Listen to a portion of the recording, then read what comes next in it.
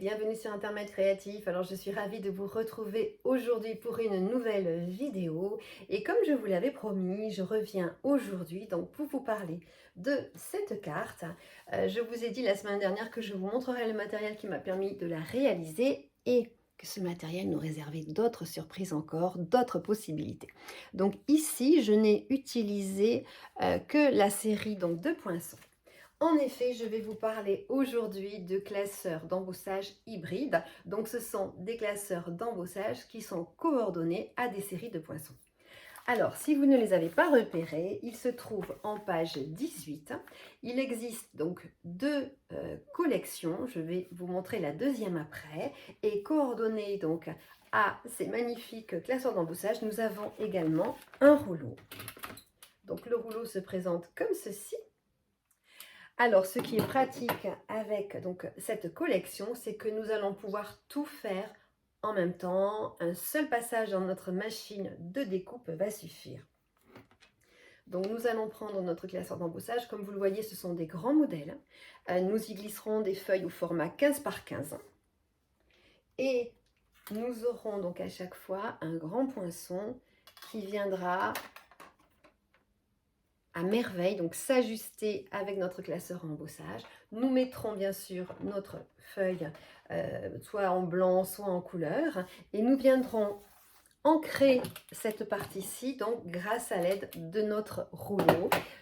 Une fois que tout sera terminé, nous n'aurons plus qu'à passer ceci dans notre machine de découpe et nous pourrons obtenir des petites cartes, mais vraiment très faciles à faire, comme je l'ai fait ici.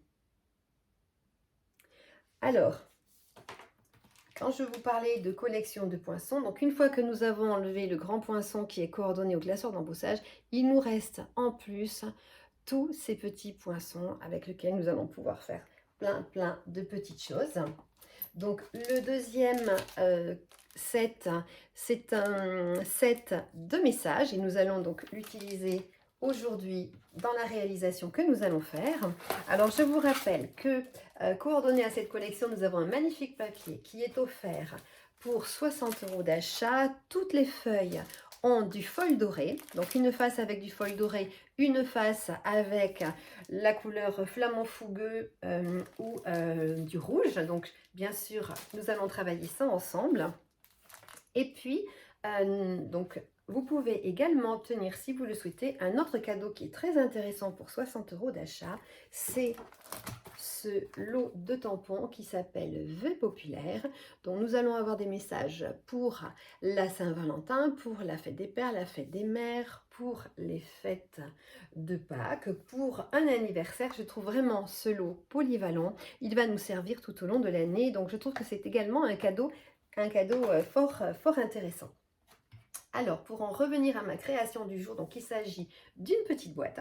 Alors, bien sûr, j'ai repris le papier qui est offert pendant donc, cette période de celebration. Sur ces 4 faces, je me suis donc amusée à réaliser ces petits cœurs et à les installer. Sur le dessus, j'ai utilisé les poinçons que je viens de vous montrer. J'ai utilisé un des messages.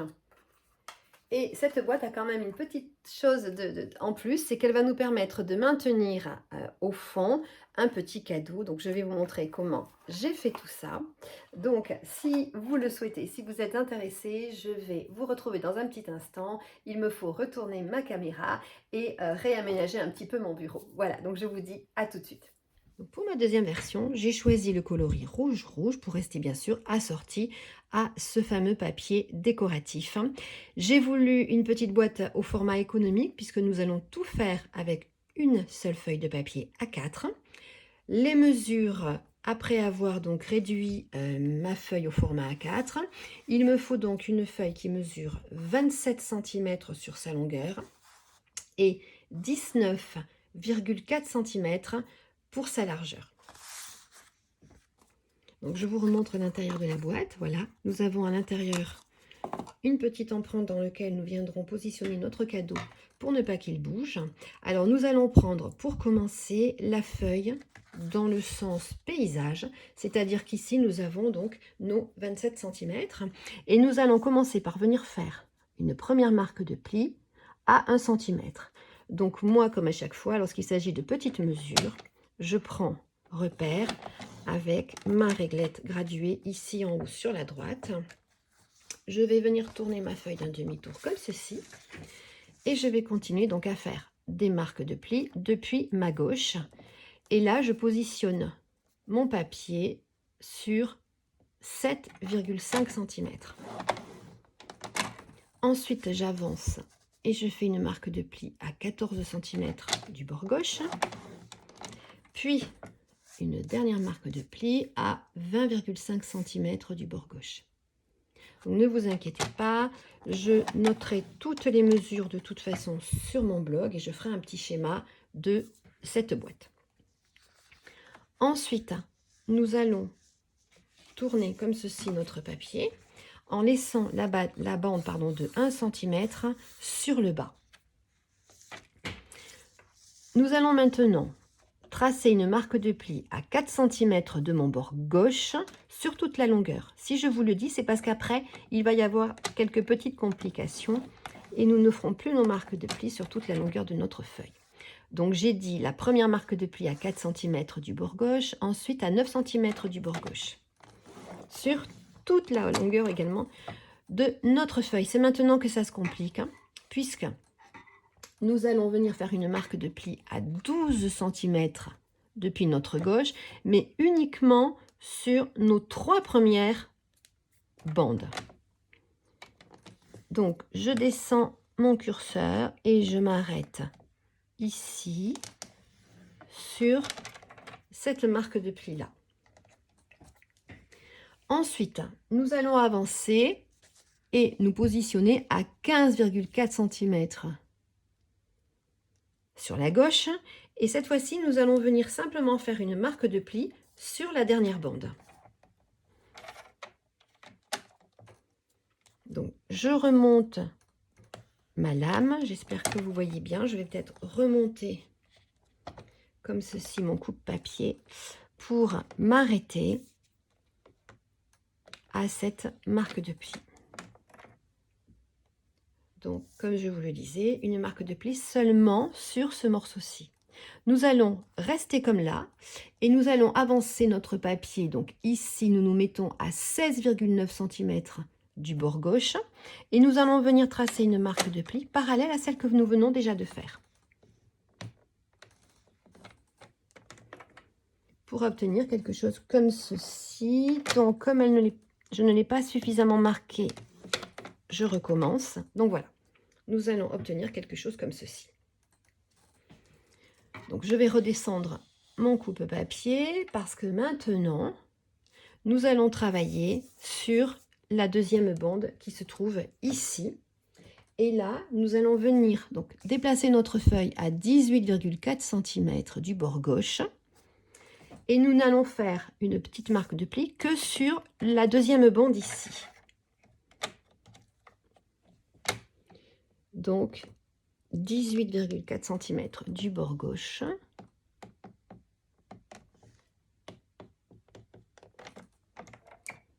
Pour obtenir ceci. Alors, nous avons encore deux dernières petites marques de pli à faire. C'est parce que c'est plus facile de les faire au coupe-papier qu'à la main.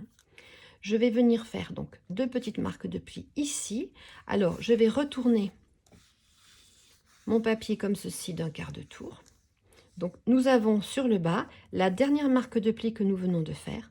Et nous avons sur notre gauche la bande de 1 cm, si cela peut vous aider à vous repérer.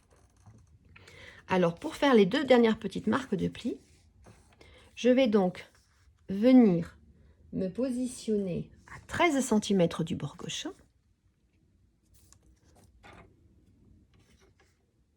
Et je vais donc me mettre ici, donc c'est là, une, deux, troisième marque de pli sur la deuxième bande. Donc, je vais me positionner comme ceci pour faire une marque de pli ici. Maintenant, je vais me mettre à 21,5 cm du bord gauche. Et je vais faire la même chose, une petite marque de pli parallèle à celle-ci. Donc, je mets mon curseur face à cette marque de pli et je descends comme ceci. Donc, voilà ce que j'obtiens. Maintenant, je vais faire des petites croix sur les parties que nous allons supprimer pour vous aider à vous repérer. Alors, maintenant, j'ai ma bande de 1 cm sur le bas. Je vais venir donc supprimer cette partie-ci, cette partie-là. Je vais venir supprimer également ce morceau-là. Ce morceau comme ça. Je continue de faire des petites croix partout où nous allons supprimer. Donc, je vais prendre ma paire de ciseaux et je vais donc commencer par la bande de collage donc de 1 cm. C'est ici que je vais commencer par supprimer les petits morceaux inutiles.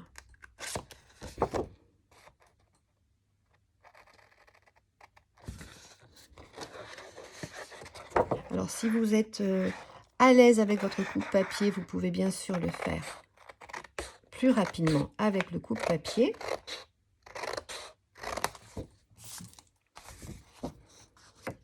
Je vais donc supprimer aussi ce morceau-là.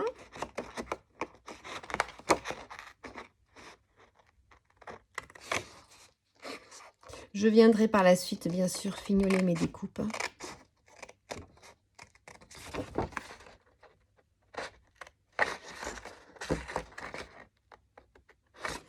Parce que je ne vois pas toujours correctement ce que je fais lorsque je filme.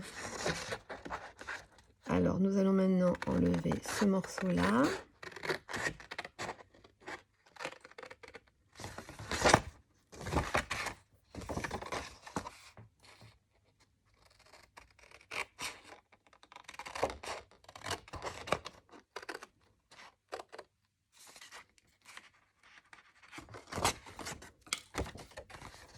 Ensuite, celui-ci. Et après, nous allons pouvoir venir créer des languettes.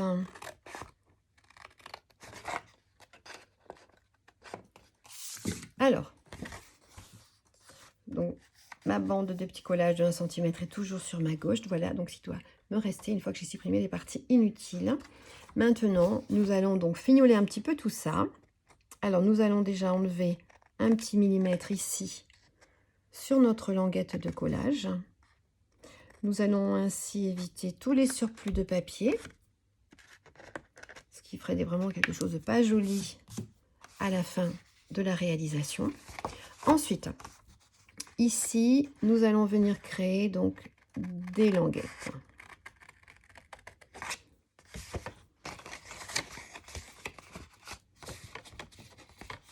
Alors là, par contre, il ne faut surtout pas se tromper. Puisque je vais créer comme ici donc 3 bandes de collage. Donc en même temps que je les dessine, eh bien j'en profite pour enlever le petit millimètre qui va nous gêner au moment du collage.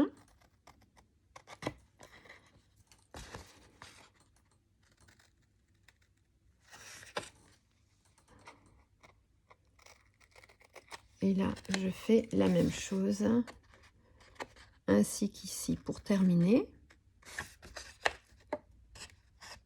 Donc, on réajustera tout ça par la suite, hein, pour vérifier et supprimer encore s'il nous faut supprimer quelques petits morceaux.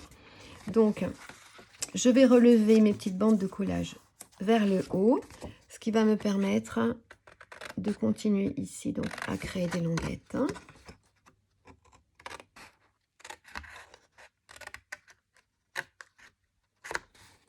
Ensuite, donc nous avons créé deux languettes ici à nouveau. Nous allons créer des languettes vers le bas. Alors, je vais simplement suivre les traits donc de mes marques de plis avec ma paire de ciseaux. Je ne vais pas toucher à la première et à la troisième, donc en partant de la gauche, ou la deuxième et la quatrième, donc en partant de l'autre sens. Par contre, ici, toujours pareil, pour éviter les surplus de papier. C'est plus joli si on vient enlever un petit millimètre de chaque côté de ces languettes. On réajustera comme d'habitude par la suite et vérifier donc avant le montage que tout fonctionne. Alors je reviens avec ma bande de collage sur ma gauche. Ici cela va être mon couvercle. Donc sur ma précédente version, j'ai voulu faire une jolie finition comme ceci. Et j'ai donc pris ma perforatrice.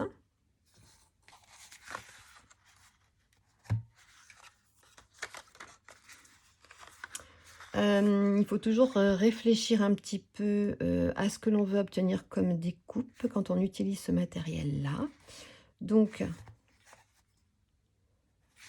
je vais mettre celle-ci dans ce sens et tourner l'autre côté comme ceci pour obtenir quelque chose de symétrique. Donc, voici ce que l'on obtient. Ensuite, maintenant, je vais en accélérer, donc marquer toutes mes marques de plis, les accentuer grâce à l'aide donc de mon plioir. Alors maintenant, nous allons donc passer à la réalisation ici de notre découpe au centre de ce morceau-ci. Donc vous vous rappelez que pour que notre projet soit solide, lorsque nous faisons des marques de plis, il faut que la partie bombée ou la partie montagne de nos projets soit à l'intérieur. Donc c'est pour ça que maintenant, je vous le dis, mon repère et ma bande de 1 cm se trouvent sur ma droite. Et je vais venir ici, sur ce morceau-là, venir faire déjà dans un premier temps un repère, puisque je veux faire un repère au centre de ce morceau-là. Donc ça se fait vraiment très facilement, nous n'avons pas besoin de prendre de mesure. Nous relions les deux points et au lieu de tracer une diagonale complète, moi je fais juste un petit repère au centre. Et je fais la même chose en reliant ces deux points-là. Comme ça, j'ai tout de suite le centre donc, de ce morceau matérialisé. Alors, en matériel Stampin' Up, nous avons donc 2 perforatrices qui peuvent correspondre donc ici à ce projet. Donc moi, je prends la plus grande des deux. Alors, je ne sais plus si elles sont actuellement sur la boutique en ligne, mais elles l'ont été il n'y a pas longtemps. Et à chaque fois qu'elles reviennent, eh bien, écoutez, elles disparaissent aussi très rapidement, parce que je sais que beaucoup sont intéressés. Alors, nous allons simplement venir faire notre découpe. Donc si vous n'avez pas de perforatrice, bien sûr vous prenez tout simplement un poinçon qui correspond à vos besoins.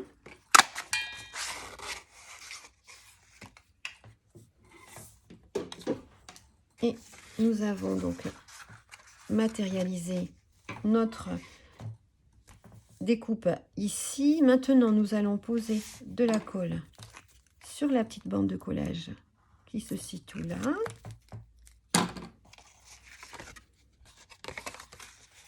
Nous allons superposer ces deux morceaux et presser le tout grâce à l'aide donc de notre plioir pour répartir la colle un peu partout sur cette bande de collage.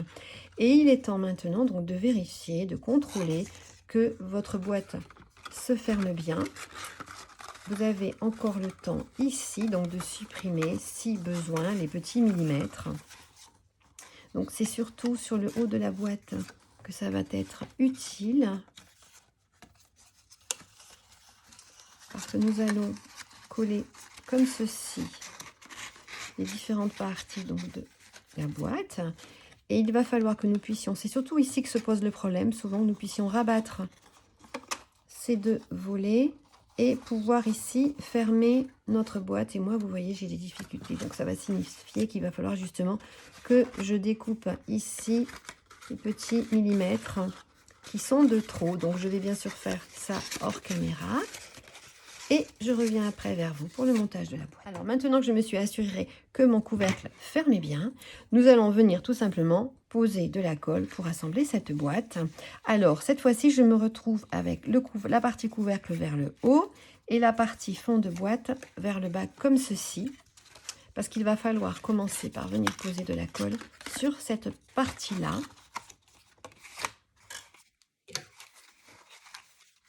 Alors, nous allons venir mettre de la colle ici. Et nous allons tout faire en même temps. Donc, ne vous trompez pas, puisque nous mettons de la colle ici et sur les languettes.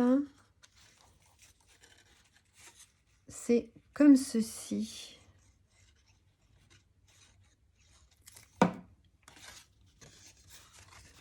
Et nous allons tout faire en une seule fois. Donc, commencer par glisser vers le bas cette partie-là, bien presser ici. Alors, on peut reprendre le plioir pour être sûr de bien coller correctement.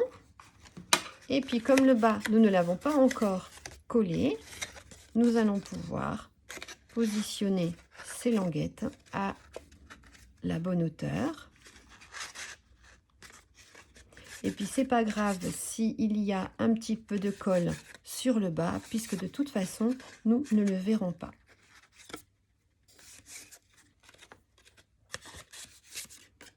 Donc, voilà. Maintenant, je vais donc assembler le bas de ma boîte. Alors, je vais reprendre comme repère mon couvercle, parce que vous savez, je l'ai déjà expliqué, pour qu'une boîte soit bien terminée, bien finie, on va laisser la languette qui correspond donc face à notre couvercle, c'est celle que l'on viendra coller en dernier. Donc on va commencer par abattre les deux languettes de côté. Alors, pour qu'elle colle bien, on retourne son travail et on a la place de passer notre plioir. Et ensuite, comme je vous le disais, on va rabattre donc en dernier la face, la languette qui se trouve donc face à notre couvercle. On va venir mettre un petit filet de colle ici et à nouveau, on va retourner notre travail et frotter comme ceci pour que la base colle bien. Donc voilà, donc là, dans un premier temps, nous avons déjà donc terminé la boîte. Nous allons maintenant passer à l'habillage des quatre côtés et du couvercle. Donc je vais le faire bien sûr en accéléré, mais je vais avant vous donner les dimensions des morceaux qu'il vous faudra. Alors pour mon couvercle, il m'a fallu donc 2 morceaux. Moi j'ai choisi de prendre du papier décoratif pour apporter un petit peu de décoration supplémentaire. Donc le plus grand morceau mesure 6 cm sur 6 cm et le plus petit mesure 5,5 cm sur 5,5 cm. Faites attention bien sûr au sens de votre papier pour décorer la boîte. Ensuite, pour les 4 côtés, donc il m'a fallu des morceaux qui mesurent dans la longueur, donc le morceau le plus long, 6 cm. Et ensuite 4,5 cm, ce qui correspond à la hauteur. Donc là encore, tenez votre papier dans le bon sens. Donc il nous en faut 4. Et pour habiller et se coller par-dessus, donc il m'a fallu 4 morceaux plus petits qui mesurent 5,5 cm par 4 cm. Donc je fais tout ceci en accéléré et je reviens donc une fois que la boîte a été un peu plus avancée.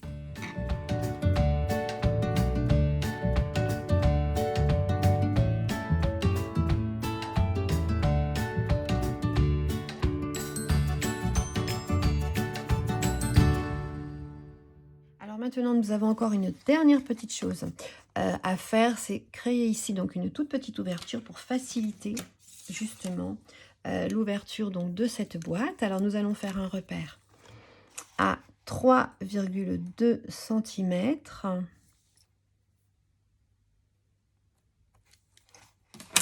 Bon, moi je reprends cette petite perforatrice étiquette que j'aime beaucoup. Je l'utilise en ce moment pour toutes justement mes petites créations, quand il faut comme ceci faire des petites ouvertures pour faciliter la fermeture et l'ouverture d'une boîte. Et donc nous obtenons vraiment quelque chose de très très joli, très très délicat. Et nous pourrons ainsi plus facilement ouvrir cette jolie boîte. Alors maintenant, nous allons passer à l'utilisation des classeurs d'embossage hybride. Donc voilà le matériel en question. Alors je vais commencer par venir ancrer ma partie de gauche. Donc je reste coordonnée à mon projet en utilisant du rouge. J'ai à côté de moi une petite lingette humide parce que vous verrez, il est quand même assez facile de se salir. Et j'ancre comme ceci mon classeur d'embossage. Alors je passe autant de fois qu'il est nécessaire.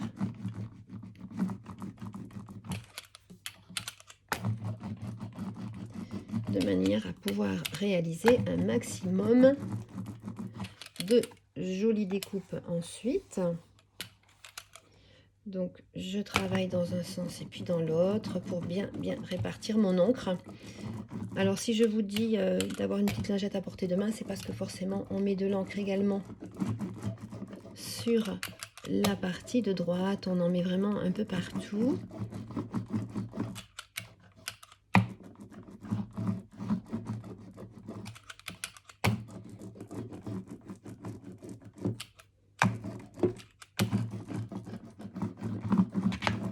Voilà.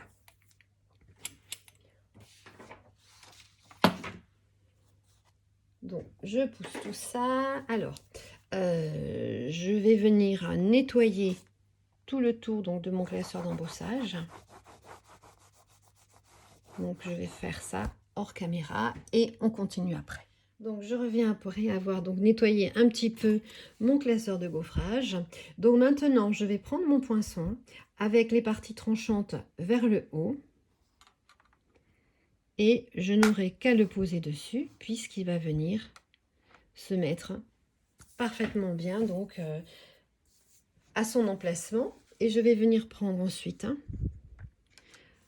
ma feuille de papier. Je vais rabattre cette partie comme ceci. Je tiens bien mon sandwich et je vais passer le tout dans ma machine de découpe. Alors je reviens pour vous montrer comment j'ai récupéré mon classeur de gaufrage après. Donc je fais attention parce qu'il y a quand même de l'encre ici. Il y a également de l'encre qui s'est accrochée donc sur le poinçon. Je nettoierai tout cela après avec ma petite lingette. Et donc voilà ce que j'ai lorsque je retire le tout de mon matériel. Alors, je suis désolée, j'ai du rouge sur les doigts. C'est que lorsque je suis venue nettoyer mon tampon. Donc, comme vous le voyez, ce n'est pas du tout quelque chose de collant. Si vous le souhaitez, vous pouvez le démonter donc comme ceci. Mais moi, je dois vous dire que je l'ai déjà utilisé plusieurs fois. Et je prends simplement donc une petite lavette. Je viens nettoyer mon petit rouleau en le tournant. Et je trouve que le résultat vraiment est parfait. En plus, il est prêt donc pour une autre réalisation très rapidement. Et donc, rien ne se perd avec ce genre de découpe. Donc, je vais prendre 4 petits cœurs que je viendrai coller sur les 4 côtés de ma boîte. Mais je vais faire ça en accéléré. Et donc, je voulais vous montrer que en fait, la dernière fois, j'ai utilisé cette partie-ci pour réaliser cette carte. J'ai simplement ensuite rempli avec des cœurs que j'ai bien sûr ancrés et découpés dans une autre couleur de papier. Donc, je fais la suite de la décoration en accéléré et ensuite on va passer à l'utilisation donc du classeur de gaufrage hybride à message.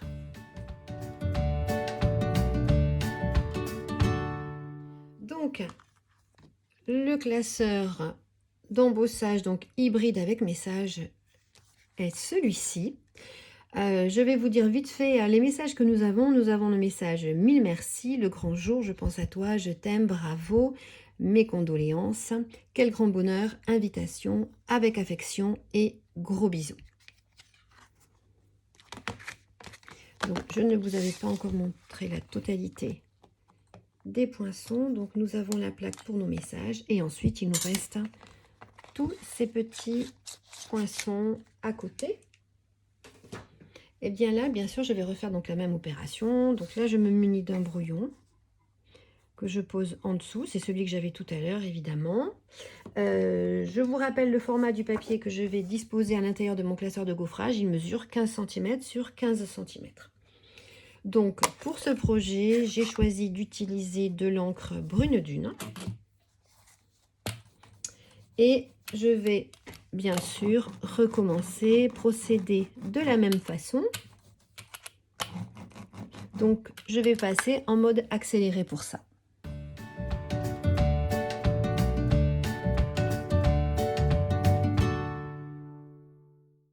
Alors maintenant, donc, je vous montre de plus près tous les messages que j'ai ainsi obtenus. Je trouve vraiment que c'est quelque chose de formidable de pouvoir embosser nos messages, de les ancrer en même temps. Alors, ce rouleau ici, je l'ai utilisé avec les classeurs d'embossage hybrides, mais bien sûr, vous pourrez aussi les utiliser avec les tampons de fond. Ça va vraiment vous faciliter la vie. On m'a aussi posé une question, quelle était la différence entre ce fameux rouleau et les brosses à estompe. Eh bien, le rouleau n'encre que les parties qui sont en surface, qui ressortent en surface, tandis que la brosse va vraiment partout, elle va dans les creux. Ce n'est pas du tout le cas donc de ce rouleau. Donc c'est pour ça que je vous conseille également de l'utiliser avec vos tampons de fond. Vous gagnerez beaucoup de temps pour un plus joli rendu. Donc maintenant, nous allons passer donc à toute la décoration du dessus de cette boîte. Alors, pour poursuivre la décoration, donc je suis venue prendre cette petite chute de papier décoratif. Comme je n'ai pas mis encore de foil doré sur ma boîte, je tenais à en mettre un petit peu.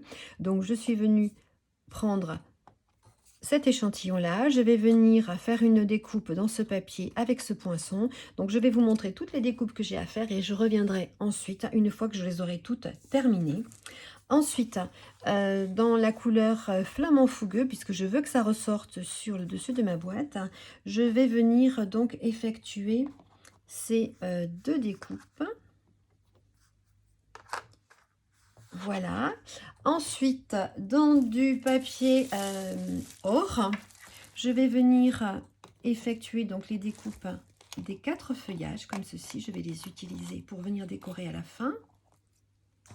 Donc, je mets tout ça de côté et j'ai encore une découpe supplémentaire à faire. Donc, je vais vous montrer pour cela ma première version. Donc, vous voyez ici, j'ai collé mon message sur la même découpe, mais réalisée dans une couleur différente de manière à le faire ressortir un petit peu plus. Et c'est ce donc que je vais faire à nouveau aujourd'hui. Alors, pour cela, je vais reprendre mon poinçon, mais cette fois-ci sans le classeur d'embossage.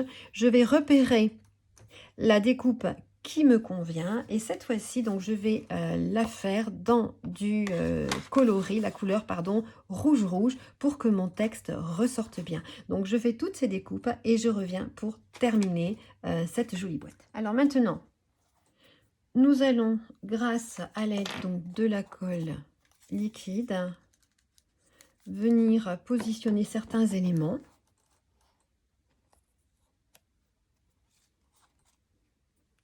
Donc je vais utiliser différents adhésifs, tout va dépendre des matières que j'ai à coller.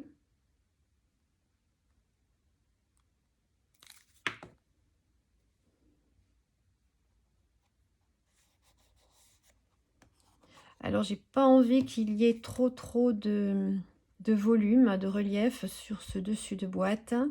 C'est pour ça que pour l'instant, je ne positionne mes découpes qu'avec de la colle liquide.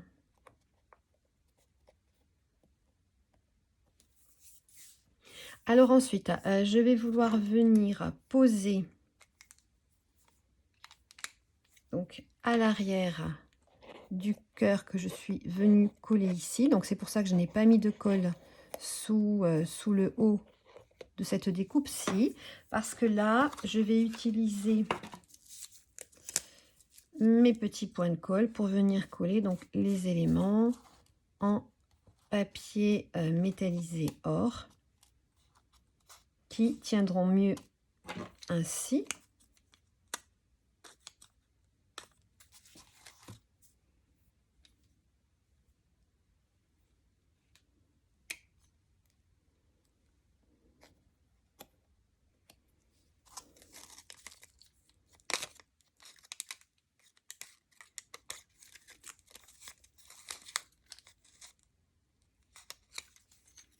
Je me retrouve avec 2 petits points de colle.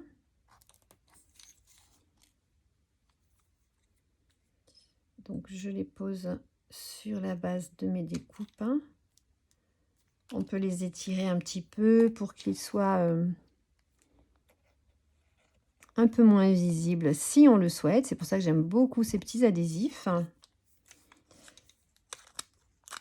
Mais ici, c'est simplement pour les glisser. Donc ça n'a pas d'importance. On ne voit pas la base de nos feuillages. Et un dernier.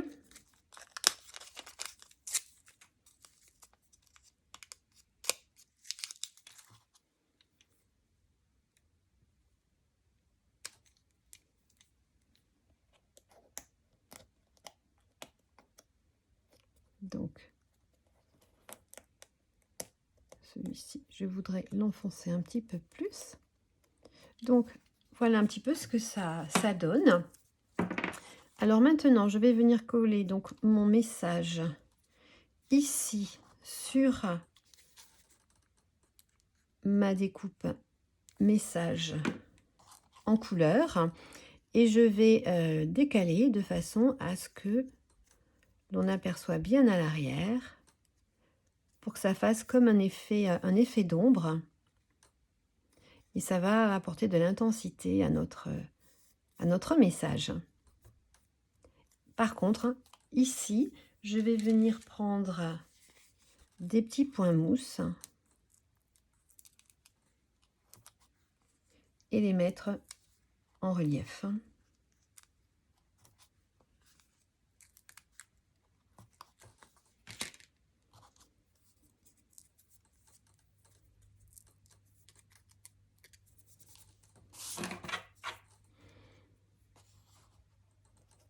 Vous voyez la différence d'avoir positionné mon message sur une découpe colorée. Je trouve que vraiment ça apporte de la matière et surtout de l'intensité à notre message. Alors pour la décoration finale, je vais venir rajouter ces petits embellissements métallisés que je trouve vraiment très fins, très jolis. Donc, je vais en mettre un ici, comme ceci. Et puis, je suis venue également reprendre les embellissements de la collection Cristal du Rhin irisé parce que je trouve que les couleurs, là, s'adaptent vraiment à notre projet de Saint-Valentin puisque ce sont des petits cristaux avec des reflets roses, des reflets couleur lilas. Donc, je les trouve vraiment parfaits pour ce petit projet.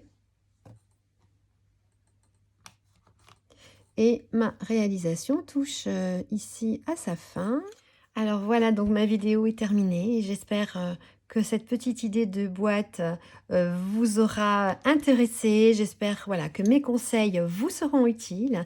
N'hésitez pas à votre tour à me montrer vos réalisations, à me montrer comment vous aussi vous avez utilisé ce matériel. Et dans les commentaires, dites-moi ce que vous pensez de ce matériel.